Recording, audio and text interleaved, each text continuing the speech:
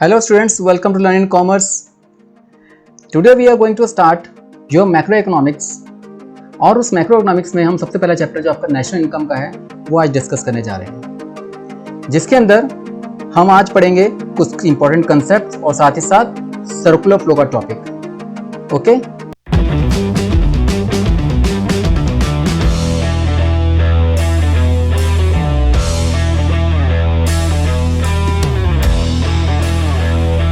तो national income start करने से पहले हम इसके जो इंपॉर्टेंट कंसेप्ट्स हैं वो पहले स्टार्ट करते हैं। देखो, इंट्रोडक्शन में सबसे पहले बात करते हैं मैक्रो इकोनॉमिक्स होती क्या है। जो हम इस हमारी बुक है मैक्रो इकोनॉमिक्स वो क्या होती है। हमने पिछली क्लास में माइक्रो और मैक्रो में एक डिफरेंस पढ़ा था। माइक्रो मतलब हम पढ़ रहे हैं इंडिविजुअल यूनिट्स के बारे में और मैक्रो इकोनॉमिक्स हम पूरे देश के बारे में स्टडी करते हैं। तो मैक्रो इकोनॉमिक्स हमारी इकोनॉमिक्स की वो ब्रांच है जिसमें हम पूरे देश के एग्रीगेट्स को पढ़ते हैं, देश के टोटल्स को पढ़ते हैं। जैसे कि हम माइक्रो में पढ़ते हैं एक आदमी की डिमांड, इंडिविजुअल डिमांड के बारे में, और यहाँ मैक्रो में पढ़ेंगे हम एग्रीगेट डिमांड के बारे में। इसी तरीके से जैसे हम बात करते थे माइक्रो इकोनॉमिक्स में प्रोड्यूसर की, एक इंडिविजुअल प्रोड्यूसर की सप्लाई, यहाँ हम बात करें पूरे देश की मतलब एग्रीगेट सप्लाई। वहां पर बात करते हैं price of commodity micro economics में, और यहाँ बात करेंगे पूरे देश के प्राइस लेवल की, जनरल प्राइस लेवल की। मतलब हम देश के एग्रीगेट्स को पढ़ रहे हैं, पॉवर्टी के बारे में, अनएम्प्लॉयमेंट के बारे में, देश की इनकम के बारे में, जीडीपी के बारे में। ये जो एग्रीगेट्स हैं उनको स्टडी करते हैं इकोनॉमिक्स के अंदर।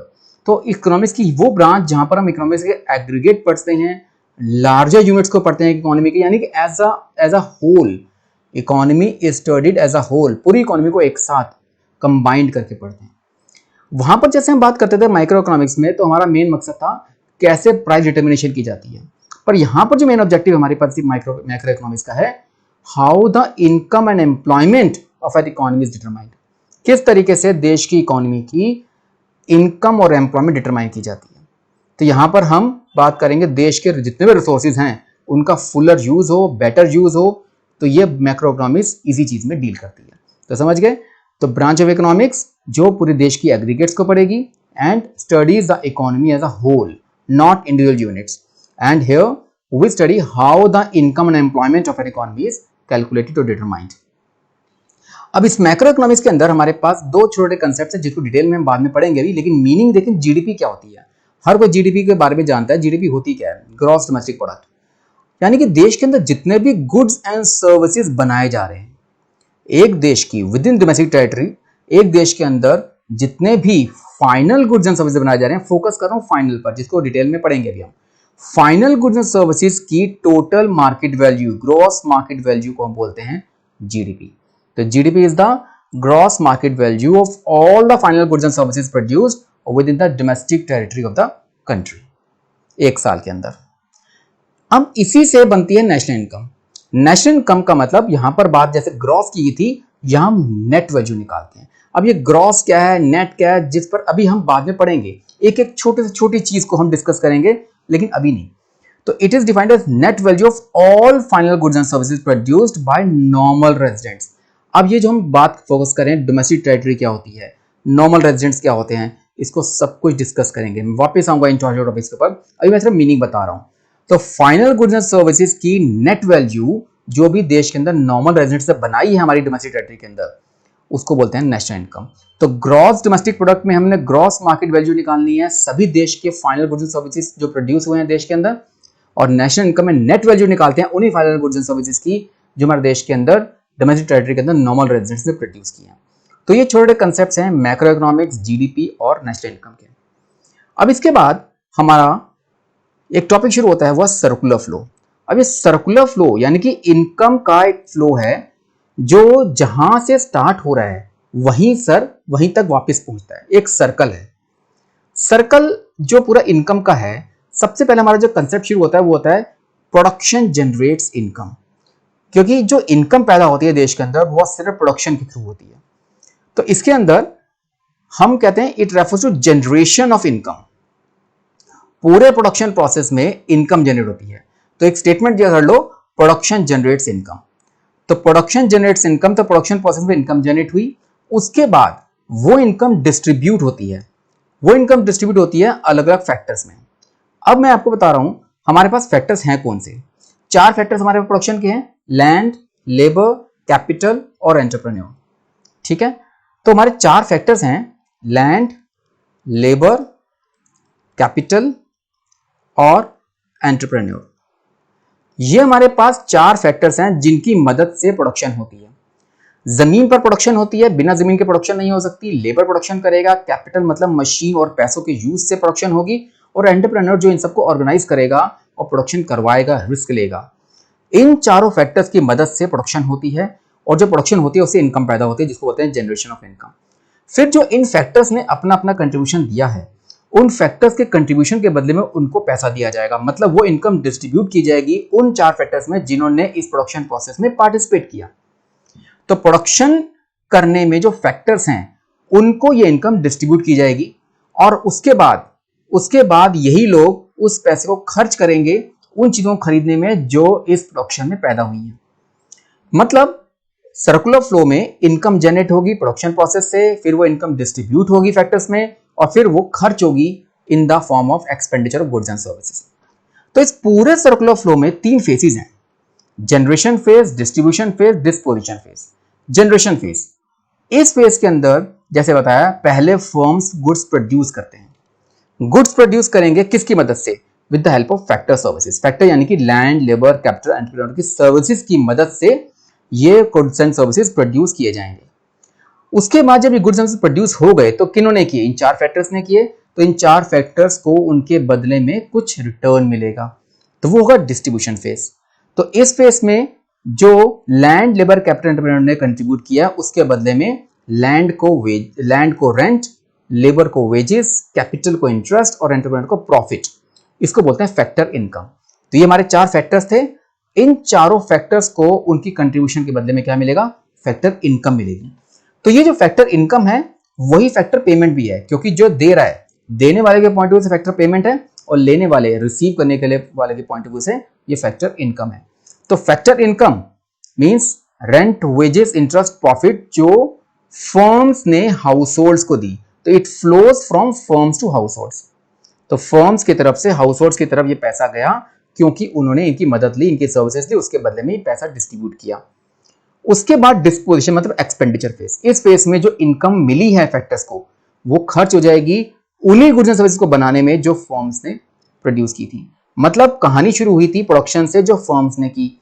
प्रोडक्शन से पैदा हुई इनकम, इनकम डिस्ट्रीब्यूट होगी 4 फैक्टर्स में, और वो 4 फैक्टर्स ने वो पैसा खर्च किया उन्हीं चीजों को खरीदने में जो चीजें इन फर्म्स ने बनाई थी। तो यही तो सर्कुलर फ्लो है कि जहां से पैसा पैदा हुआ वहीं वापस गया। तो ये 3 फेजेस में पूरा सर्कुलर फ्लो ऑफ इनकम हम समझा रहे हैं। लेकिन ये अब मैं इसको आपको समझा रहा हूं, इसको एक डायग्राम के थ्रू। तो अभी हमारे पास सेक्टर्स होते हैं देश के अंदर। एक होता है हमारा हाउस होल्ड सेक्टर यानी कि परिवार, एक होते हैं फर्म्स जो प्रोडक्शन कर रहे हैं देश के अंदर, एक गवर्नमेंट सेक्टर होता है, और एक हमारे पास फॉरेन सेक्टर यानी कि एक्सपोर्ट इंपोर्ट का सेक्टर हो गया। लेकिन हम यहाँ पर जो हमारे पास कोर्स के अंदर है वो है 2 सेक्टर मॉडल। 2 सेक्टर मॉडल में हम सिर्फ 2 सेक्टर्स पढ़ेंगे। 2 सेक्टर मॉडल के अंदर 2 सेक्टर्स हमारे पास हैं, एक हाउस होल्ड सेक्टर और एक प्रोड्यूसर सेक्टर। तो देखो, एक हमारे पास एक है हाउस होल्ड सेक्टर, एक हाउस होल्ड सेक्टर है, और एक हमारे पास प्रोड्यूसर सेक्टर है जो फर्म्स बना रही हैं। तो 2 हमारे पास सेक्टर हैं हमारे पास, एक है हाउस होल्ड सेक्टर और एक प्रोड्यूसर सेक्टर। तो ये जो हमने कहानी बताई अभी, उस कहानी को डायग्राम थ्रू समझते हैं। सबसे पहले स्टार्ट हुआ था कि प्रोड्यूसर सेक्टर ने यानी फर्म से प्रोडक्शन करनी है तो वो हाउस होल्ड सेक्टर की मदद लेगी। तो हाउस होल्ड सेक्टर अपनी सर्विसेज देगा प्रोड्यूसर सेक्टर को। देखो, यहां से मैं बनाता हूं, ये हम कर रहे हैं factor services. House hold sector ने अपनी फैक्टर सर्विसेज दी, किस फॉर्म में? लैंड, लेबर और कैपिटल। मैंने आपको बताया कि 4 फैक्टर्स होते हैं, इन 4 फैक्टर्स की मदद से ये प्रोडक्शन हुई। तो ये जो मैं एरो लगा रहा हूं, एरो का मतलब ये फ्लो कर रहा है, हम फ्लो पढ़ रहे हैं। तो कहना factor services will flow from household sector to producer sector. तो अपनी फैक्टर सर्विसेज इन्होंने दी प्रोड्यूसर सेक्टर, जिसकी मदद से प्रोडक्शन होगी। लेकिन प्रोडक्शन तो यहां पे हुई, लेकिन ये इसके बदले में इनको क्या देंगे? इनको पेमेंट करेंगे। तो ये जो पेमेंट है ये यहां से यहां, इसको बोलेंगे फैक्टर इनकम। ये फैक्टर इनकम जाएगी, लैंड को मिलेगा रेंट, लेबर को मिलेंगे वेजेस और कैपिटल को मिलेगा इंटरेस्ट। ऐसी एंटरप्रेन्योर को मिल जाएगा प्रॉफिट। तो फैक्टर सर्विसेज के बदले में प्रोड्यूसर ने factor income the house hold sector को। ये पैसा आया इनके पास, अब ये पैसा खर्च होगा, मतलब पहली फेज थी, ये इनकम जनरेट हुई, फिर इनकम डिस्ट्रीब्यूट हुई। अब ये पैसा खर्च होगा वो चीजें खरीदने में जो प्रोड्यूसर सेक्टर ने बनाई हैं। मतलब यहां से प्रोड्यूसर सेक्टर से हाउस होल्ड सेक्टर की तरफ गुड्स एंड सर्विसेज जाएंगे, क्योंकि वो गुड्स एंड सर्विसेज जो खरीदेंगे वो कहां पे आएंगे, प्रोड्यूसर सेक्टर से हाउस होल्ड की तरफ। तो गुड्स एंड सर्विसेज फ्लो करेंगी from producer sector to household sector, और वो फ्री में तो आएंगी नहीं, तो उसके बदले में ये इनको पेमेंट देंगी। तो पेमेंट कहलाएगी हमारी consumption expenditure, consumption expenditure on goods and services. Okay, तो ये हमारे पास हो गया एक फ्लो। कैसे हुआ, अगर हम स्टार्ट करते हैं तो पहले प्रोडक्शन हुई, प्रोडक्शन करने के लिए हाउस होल्ड सेक्टर ने हमें सर्विसेज दी to producer sector in the form of land, labour, capital. In return producer sector gives the money in the form of factor income to household sector in the form of rent, wages, interest and profit. अब ये चीजें बनाई गई, वो चीजें flow करेंगी from producer sector to household sector in the form of goods and services, and return household sector will pay the money for the purchase of goods and services. तो वो कहलाएगा consumption expenditure on goods and services. तो मैंने आपको ये जो कहानी बताई है इसमें फ्लो की बात कर रहे हैं। फ्लो का मतलब आपको जब लिखना है तो ऐसे लिखना है। कैसे लिखना है, आप स्टार्ट करोगे प्रोडक्शन जनरेट्स इनकम से, जो मैंने पीछे आपको बताया, फिर आप लिखोगे the services, the factor services will flow from household sector to producer sector in the form of land, labour, capital, and then factor income will flow from producer sector to household sector in the form of rent, wages, interest and profit. And then when the production is done, then the goods and services will flow from producer sector to household sector, and then the household sector will pay the money. Therefore the money, the consumption expenditure will flow from household sector to producer sector. ये सारा flow करना है, जो arrow लगाए हैं ये कहां से कहां तक फ्लो हो रहा है। अब इसमें कहानी देखो, इसमें हमने बात की कि जितना भी पैसा हम इसमें कमा रहे हैं, यानी हाउस होल्ड सेक्टर ने जितना पैसा कमाया वो सारा खर्च कर दिया, पर रियलिटी में ऐसा होता नहीं है। रियलिटी में ऐसा नहीं होता, इसमें कुछ ना कुछ पैसा हाउस होल्ड सेक्टर सेव भी करता है, ठीक है ना। अब वो सेविंग जो होगी वो कहां जाएगी, सेविंग जो जाएगी वो हमारी फाइनेंशियल सेक्टर में, बैंक्स में।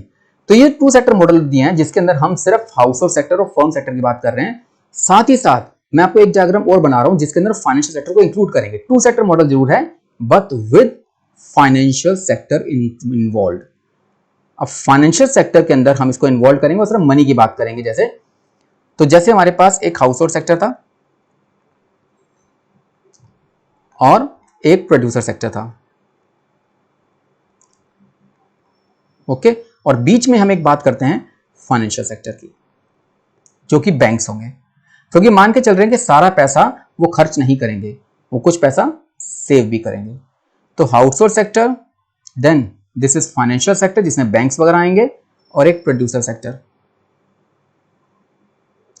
तो जैसे मैंने कहानी बताई थी कि अगर हम बात कर रहे हैं सिर्फ मनी की, तो यहां से पैसा इन्होंने दिया, प्रोड्यूसर सेक्टर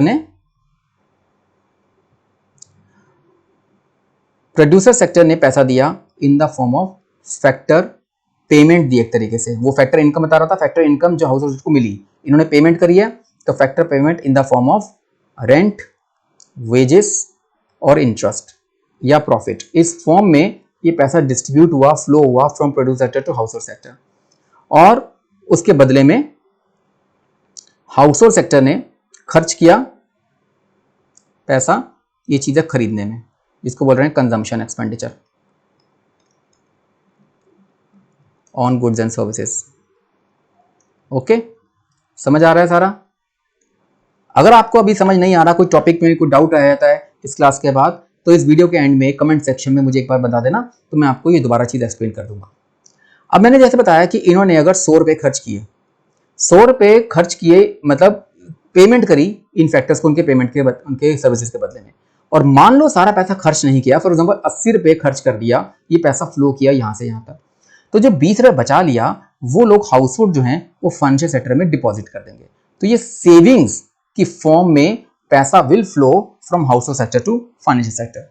और अगर प्रोड्यूसर सेक्टर को कहीं पैसे की जरूरत पड़ती है तो पैसा यानी money will flow from financial sector to producer sector in the form of borrowings. Okay, तो ये बोरोइंग्स के फॉर्म में पैसा फ्लो करेगा, पर ऐसा नहीं है कि सेविंग्स सिर्फ यही करेंगे, तो सेविंग्स ये भी कर सकते हैं। जब सेविंग्स ये करेंगे तो सेविंग्स जो है वो प्रोड्यूसर सेक्टर से फाइनेंशियल सेक्टर की तरफ जाएगी, और अगर हमें भी जरूरत पड़ेगी तो हम लोग भी बोरो कर सकते हैं, और जब बोरो करेंगे तो हम ये पैसा फ्लो करेगा फाइनेंशियल सेक्टर से हाउस होल्ड सेक्टर की तरफ। तो मैंने आपको ये चीज बताई कि factor payment will flow from producer sector to household sector in the form of rent wages interest, और अगर हम सारा पैसा खर्च नहीं करते हैं, कंजम्पशन एक्सपेंडिचर फ्लो करेगा हाउस होल्ड सेक्टर से प्रोड्यूसर सेक्टर की तरफ, लेकिन सारा पैसा खर्च नहीं करते हैं, वो सेव करते हैं, that money will flow from household sector to financial sector in the form of savings. और अगर प्रोड्यूसर सेक्टर को जरूरत पड़ती है पैसे की तो they will borrow the money from the banks, यहाँ पर बैंक्स आएंगे और फाइनेंशियल इंस्टीट्यूशंस आएंगी। ओके, तो ये बैंक्स और फाइनेंशियल इंस्टीट्यूशंस से पैसा फ्लो करेगा from financial sector to producer sector, और अगर ये सेविंग्स करेंगे तो money will flow from producer sector to financial sector, और हम लोग बोरो करते हैं तो फाइनेंशियल सेक्टर से हाउस होल्ड सेक्टर तक पैसा फ्लो करे। तो एरो जो बता रहा है वो सिर्फ फ्लो दिखा रहा है, फ्रॉम वेयर टू वेयर ये मनी फ्लो कर रही है। ठीक है, ये कंसेप्ट मैंने आपको पूरा बताया कि किस तरीके से टू सेक्टर मॉडल काम करता है। वो पहले वाला बताया था जिसके अंदर, अच्छा अब मैं बताता हूं एक चीज आपको, हम इसके अंदर दो चीजें देखो, ये जो अंदर का जो सर्कल है ना, जहां पर आपके पास यहां से फैक्टर सर्विसेज फ्लो कर रही हैं ये वाली, और यहां से गुड्स एंड सर्विसेज फ्लो कर रही हैं यहां से यहां तक, इस पूरे अंदर के फ्लो में ना कहीं पर भी मनी इन्वॉल्व नहीं है। ये जो इनर सर्कल है, इनर सर्कल जो है जिसमें कोई मनी इन्वॉल्व नहीं है, इसको बोलते हैं रियल फ्लो। और जो बाहर का सर्कल देखो, यहां से पैसा आया प्रोड्यूसर सेक्टर से हाउस होल्ड की तरफ, और यहां से पैसा गया कंजम्पशन एक्सपेंडिचर के फॉर्म में, तो ये मनी फ्लो हो रही है। तो आउटर सर्कल जो हमने बनाया है उसको बोलेंगे हम मनी फ्लो।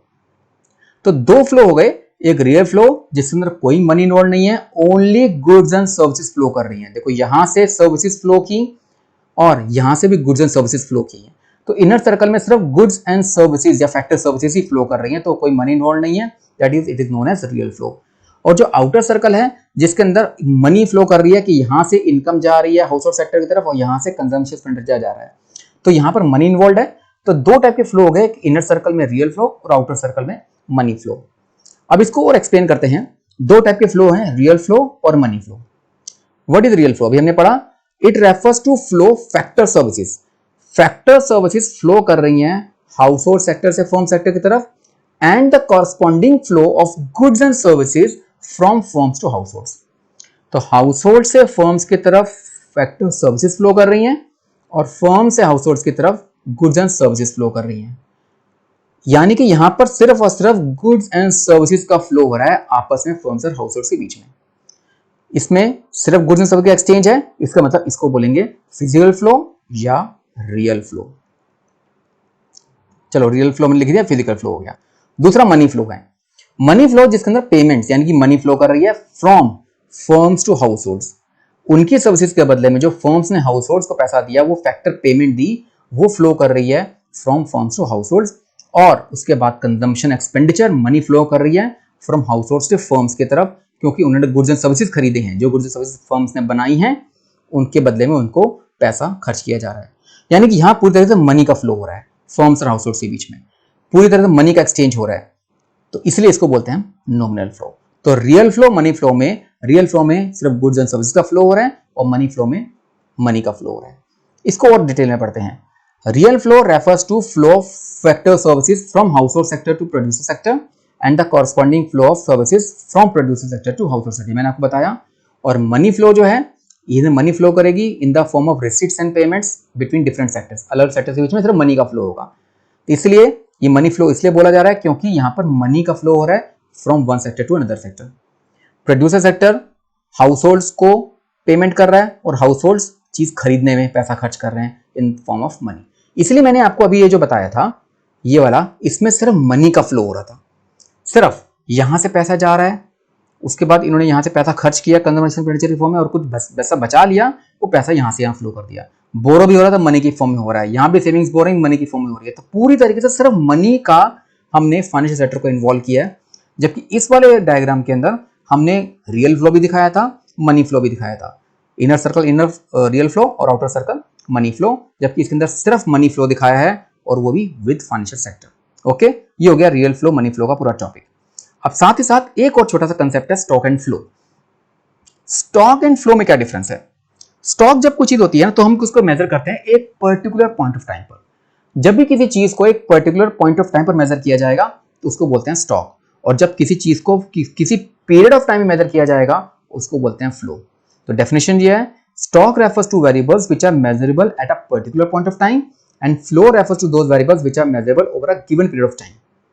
स्टॉक क्योंकि एक पर्टिकुलर पॉइंट ऑफ टाइम पर मेजर किया है इसलिए इसको हम स्टैटिक, एक रुका हुआ कंसेप्ट बोलेंगे, जबकि फ्लो एक टाइम पीरियड में देखा जा रहा है, इसको डायनेमिक कंसेप्ट बोलते हैं। तो फ्लो के अंदर टाइम डायमेंशन होता है, एक टाइम पीरियड देखा जा रहा है, जबकि इसमें टाइम डायमेंशन नहीं है, बस एक पर्टिकुलर पॉइंट ऑफ टाइम कि 4 बजे ये हुआ, आज की तारीख में ये हुआ। जैसे कि किसी की वेल्थ नापी जा रही है, प्रॉपर्टी, अगर किसी की प्रॉपर्टी आज के दिन, यानी कि आज के दिन की प्रॉपर्टी कितनी है, या कहा जाए 31 दिसंबर को इतनी प्रॉपर्टी है, या उसके पास इतनी कैपिटल है, ये सब कहलाता है हमारा स्टॉक कंसेप्ट।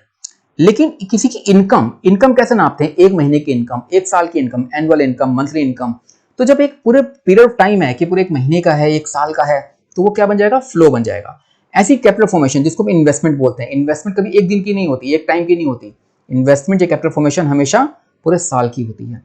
अगर बात करते हैं इंडिया की पॉपुलेशन, पूरी इंडिया की पॉपुलेशन आज कितनी है, तो उसको बोलते हैं स्टॉक कंसेप्ट। लेकिन पूरे साल में कितने बर्थ हुई, कितने बच्चे नए पैदा हुए, तो वो पूरे साल के अंदर देखा जा रहा है, तो इसको बोलते हैं फ्लो कंसेप्ट।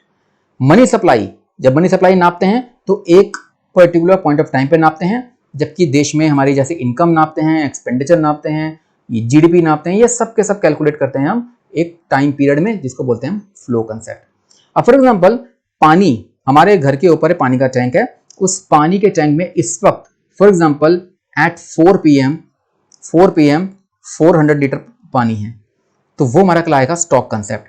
लेकिन जो पानी बढ़ गया बिटवीन 4 and 5 PM, हमारे पास 400 लीटर से ये 500 लीटर हो गया, तो 100 लीटर इंक्रीज हुआ, राइज हुआ, that is called flow concept, क्योंकि एक टाइम पीरियड में हम इसको मेजर कर रहे हैं, जबकि पर्टिकुलर पॉइंट ऑफ टाइम पर मेजर कर रहे हैं। देश के अंदर आज कितनी कारें हैं, वो कहलाएगा स्टॉक कंसेप्ट, लेकिन पूरे साल में कार कितनी बनी, वो कहलाएगा फ्लो कंसेप्ट। अब हम जब अकाउंट्स पढ़ते हैं तो उसके अंदर बैलेंस शीट को देखते हैं as on 31 March 2019 for example, तो ये हमारे पास हो गया बैलेंस शीट, एक पर्टिकुलर डेट को नापी जा रही है। जबकि प्रॉफिट लॉस अकाउंट जो बनाते हैं या इनकम एक्सपेंडिचर अकाउंट बनाते हैं फॉर द पीरियड हम कहते हैं 1 अप्रैल टू 31 मार्च। तो इसका मतलब ये हमारा एक टाइम पीरियड में नापा जा रहा है, कैलकुलेट किया जा रहा है। तो प्रॉफिट लॉस अकाउंट या ट्रेडिंग अकाउंट या इनकम एक्सपेंडिचर अकाउंट, ये सारे हमारे फ्लो कंसेप्ट हैं, जबकि बैलेंस शीट हमारे पास स्टॉक कंसेप्ट है। और बैलेंस शीट के अंदर की जो टॉपिक्स हैं, जो कंसेप्ट होते हैं, जैसे कि हमारे कैपिटल है, एसेट्स हैं, लायबिलिटीज हैं, ये सब हमारे पास स्टॉक कंसेप्ट आती है। तो ये डिफरेंस हो गया आपका स्टॉक एंड फ्लो में। ओके, तो this was all about today's class. ये हमारे आज की क्लास, जिसके अंदर हमने कुछ शुरू के नेशनल इनकम और जीडीपी के बारे में इंट्रोडक्शन देखा, फिर पूरा सर्कुलर फ्लो का टॉपिक डिटेल में पढ़ा हमने विद 2 सेक्टर मॉडल, और साथ में स्टॉक एंड फ्लो का डिफरेंस। अगर आपको आज की इस क्लास में कुछ भी डाउट होगा तो आप नीचे कमेंट सेक्शन में मुझे लिख के भेजिए, I will solve that, I will give you an answer. So this was all about today's class, and stay connected with Learn in Commerce. I will come with in the next class with some more important concepts of national income, जिसमें normal residence, domestic territory जैसे कुछ बड़े बड़े important concepts हम next class में करने जा रहे हैं। तो स्टे कनेक्टेड, आप जुड़े रहिए इसके साथ। I will with you in the next class. Okay, till then goodbye, thank you.